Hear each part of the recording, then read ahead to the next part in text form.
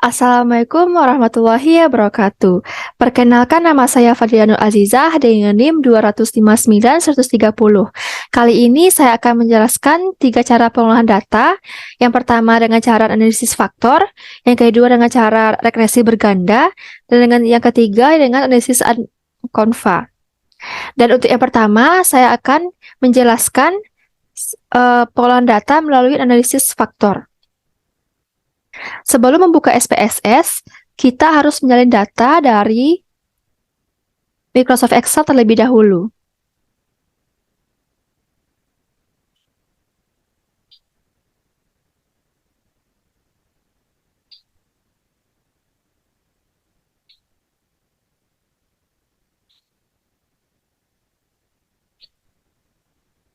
Lalu di copy.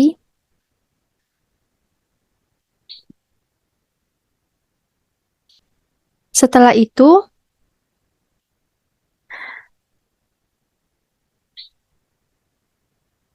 kita harus mempaste data tersebut pada aplikasi SPSS pada bagian data view.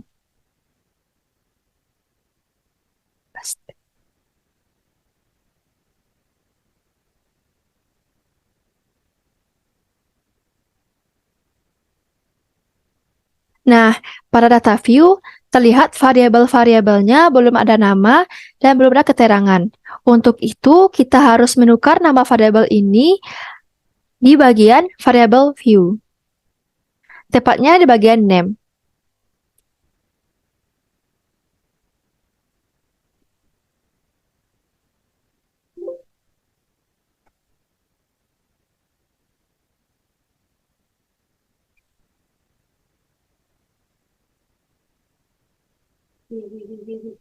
Yang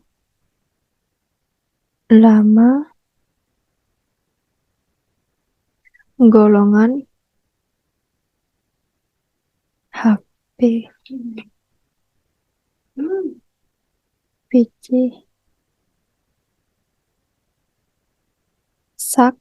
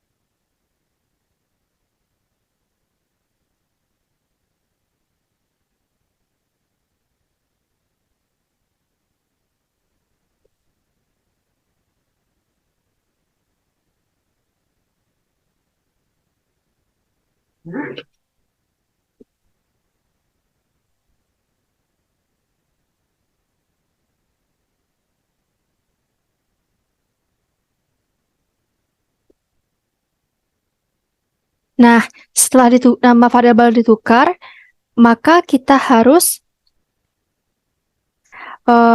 mengembalikan SPSS pada data view. Nah, terlihat variabel ini berubah. Ada umur, ada gender, education, bidang, lama, golongan, HP, PC, dan lain-lain. Langkah selanjutnya, kita harus menekan bagian Analyze. Dan menekan pada bagian Dimension Reduction. Pada Dimension Reduction, kita harus memilih bagian faktor. Nah, pada faktor terlihat variabel belum dipindahkan pada kolom variabel. Untuk memindahkan variabel, maka kita harus memblok seluruh variabelnya melalui tombol Shift. Setelah membloknya, maka kita harus menekan tombol panah di samping ini. Maka terlihatlah variabel berpindah dari kolom paling kiri pada kolom variabel.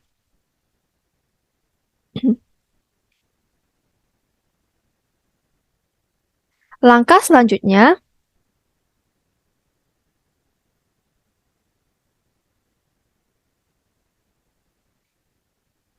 maka kita harus menekan tombol deskriptif.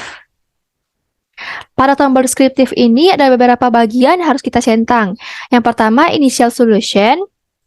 Yang kedua, KMON Bartlett's test of spreadsheet.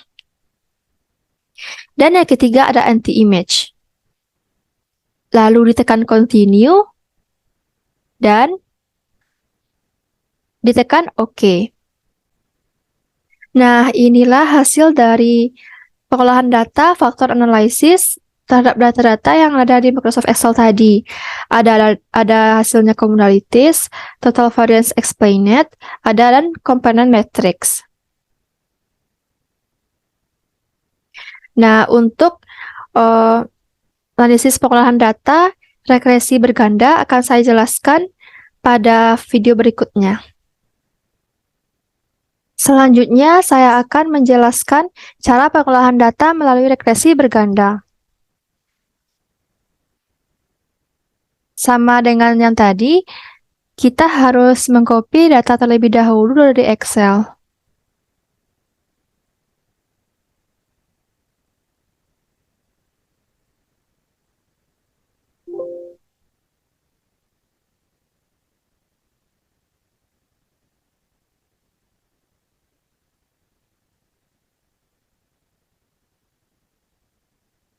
Setelah di-copy, maka kita harus memindahkannya pada SPSS.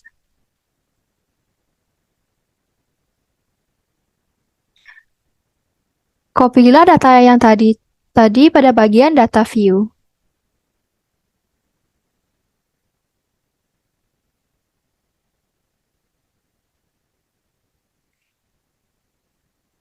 Perlu diketahui, data view adalah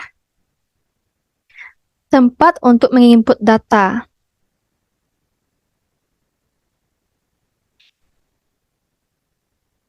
Sedangkan variable view berfungsi untuk memberikan identitas variabel.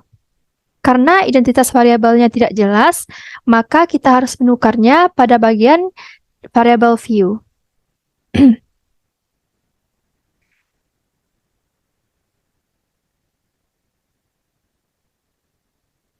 Untuk kolom pertama adalah variabel ekspor pakaian jadi, maka kita akan memberi kodenya yaitu EKS.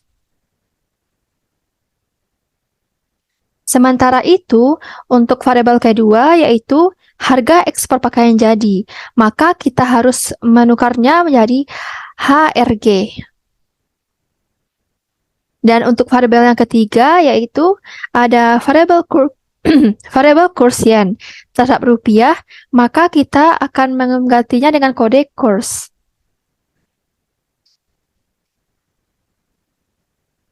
Nah, setelah itu, jika variabel telah tertukar, maka kita dapat melihatnya dalam data view. Seperti ini. Langkah selanjutnya yaitu menekan Analyze, lalu memilih bagian tombol Regression, kemudian Linear. Nah, pada bagian linear ini terdapat 3 variabel. Untuk menukarnya, maka kita harus memasukkan masing-masing variabel ke apakah dia masuk kepada variabel dependen atau variabel terikat, ataupun variabel independen atau variabel yang berdiri sendiri.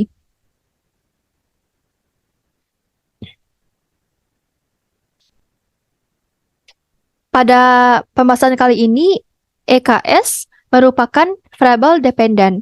Untuk memindahkannya pada variabel dependen, maka kita harus menekan EKS, lalu menekan tombol kolom dependen. Nah, sudah pindah. Selanjutnya, HRG dan kurs merupakan variabel independen. Maka kita harus memindahkannya dengan mengklik, lalu menekan tombol ke independen, lalu menekan kurs ke tabel independen. Seperti itu.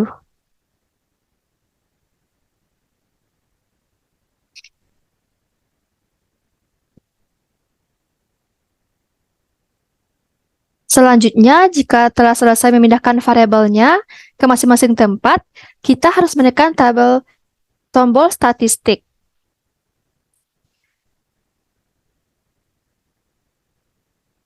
Pada tombol statistik ini kita harus menekan beberapa tombol, yaitu yang pertama yaitu collinearity diagnostic, lalu yang kedua yaitu Durbin-Watson.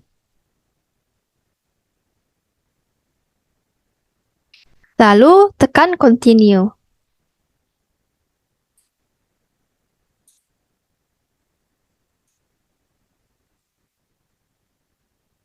Untuk mengetahui heteroskedastisitas dan normalitas, maka kita harus menekan pada tombol plots.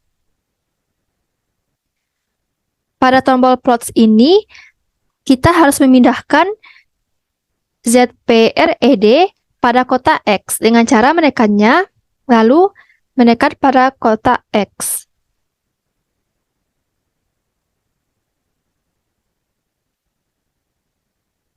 Sementara itu, kotak Y akan diisi oleh ZRESID.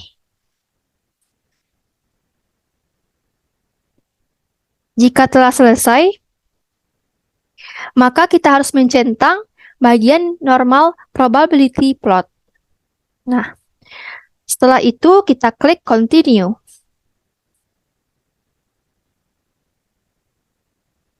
Setelah semua tombol perintah yang diinginkan diklik, maka untuk memunculkan output, kita harus menekan tombol OK.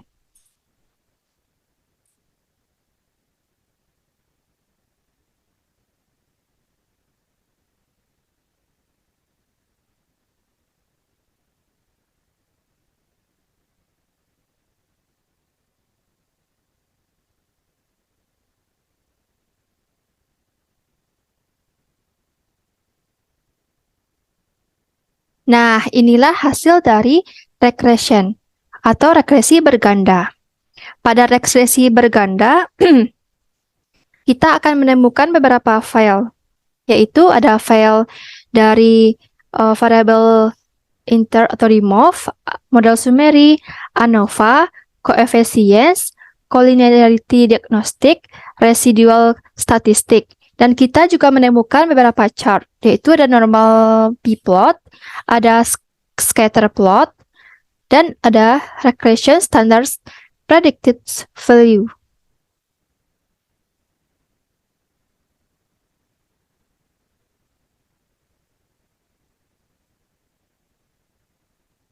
Nah, untuk penjelasan pengolahan data ANCOVA akan saya jelaskan pada video berikutnya.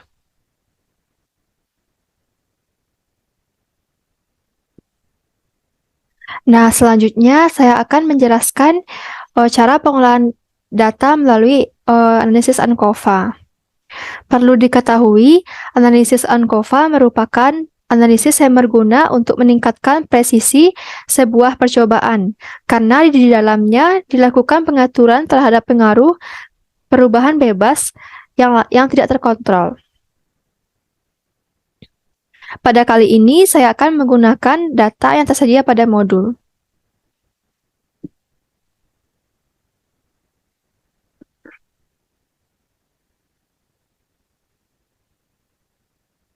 Langkah pertama yaitu mengcopy seluruh data yang tersedia dalam Excel ini.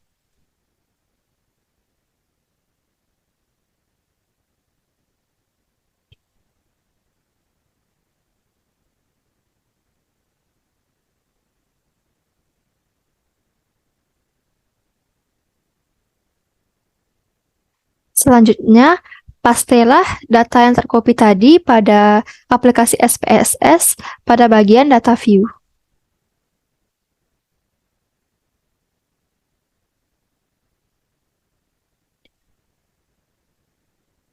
Nah, pada bagian data view ini terlihat variabel-variabel tidak memiliki nama yang jelas. Maka, untuk menukar nama variabelnya, kita harus menukarnya pada bagian variabel view. Variabel pertama yaitu nilai mahasiswa. Kita singkat dengan nilai. Variabel kedua ada IQ mahasiswa atau IQ. Dan variabel ketiga adalah dosen pengajar, kita singkat sebagai dosen.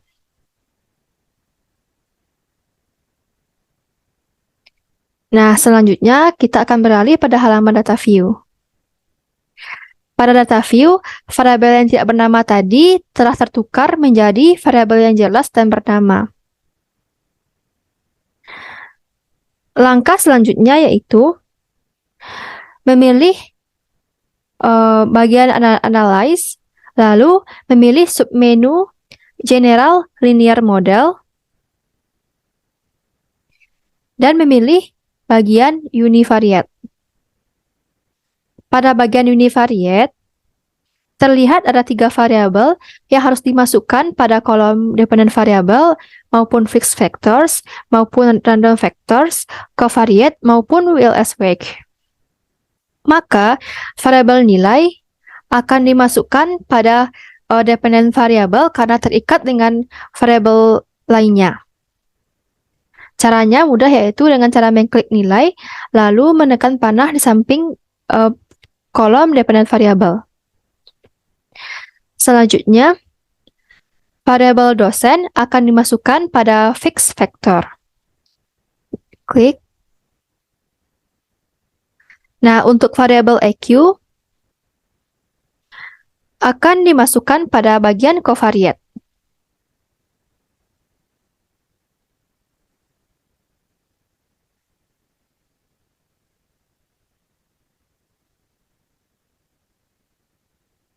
Selanjutnya, jika telah terpenuhi semuanya, kita harus mengklik OK.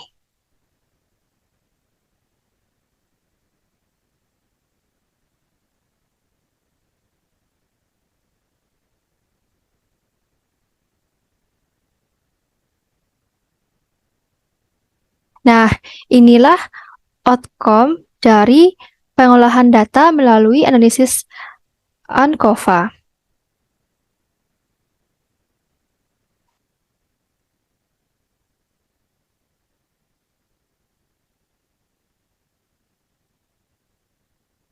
Pada analisis ini ada tabel test of between of subject effect.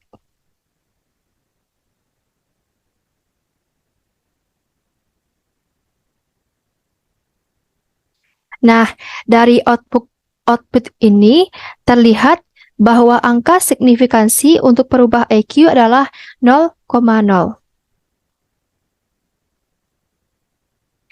Karena nilai SIG lebih dari 0,5,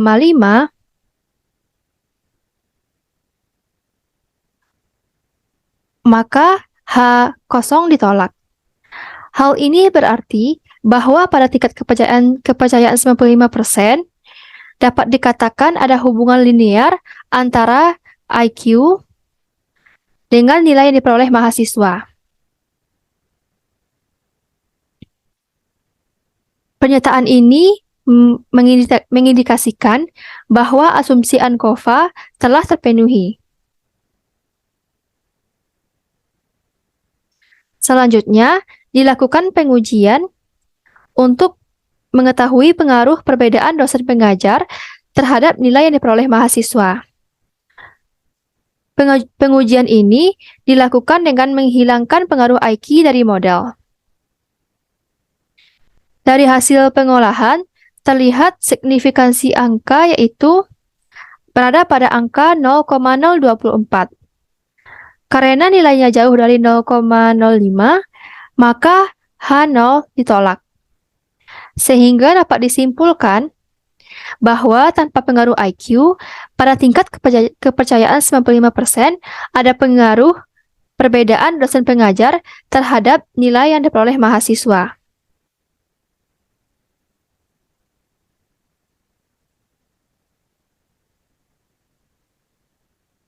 Untuk mengetahui pengaruh IQ mahasiswa dan perbedaan dosen pengajar terhadap nilai yang diperoleh mahasiswa, dapat dilihat dari angka signifikansi pada bagian corrected model.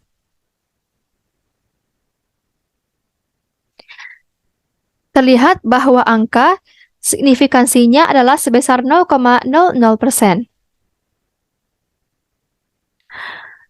Karena nilai signifikansinya jauh dari 0,05, maka disimpulkan dapat ditolak.